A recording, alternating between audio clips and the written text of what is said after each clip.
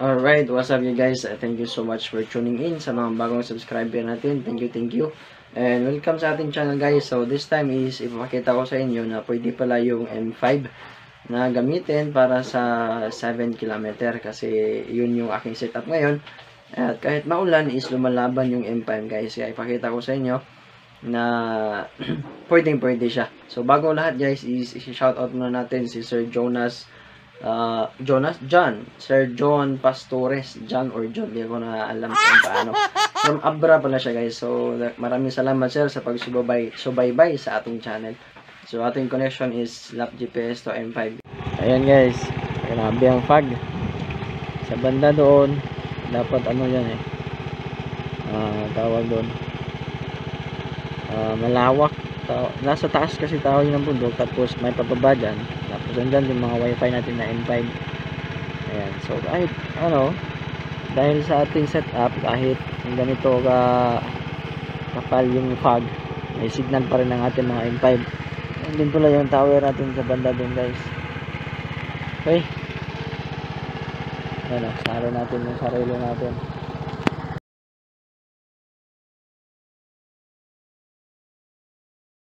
Grabe ang kapal ng fog dito guys.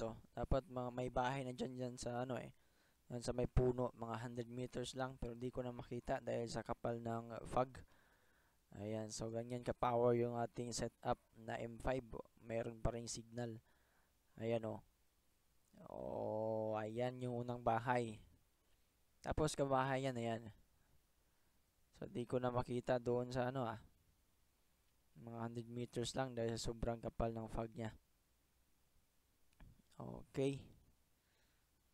So ayan guys.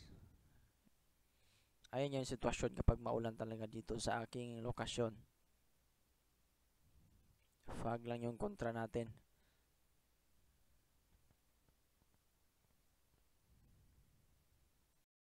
Okay, so kaya i-check natin lap GPS guys. Ayan, makikita mo sa ating dashboard 7 km yung ating distance from one to my client. Ayan.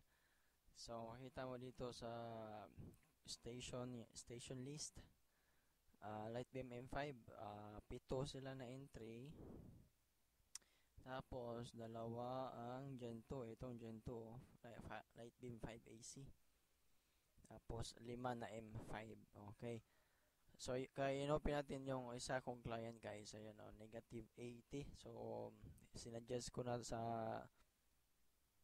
bahay na to na taasan yung ating antenna. Kaya possible next week kung so far hindi naman sila nagrereklamo sa signal kasi kita mo naman itong kanyang throughput is 15 to 30 yung drop ng kanyang signal. Ayan, 15, sometimes 8, 11, ganyan. So possibly may 5 MB na solid na dumating doon sa ating window.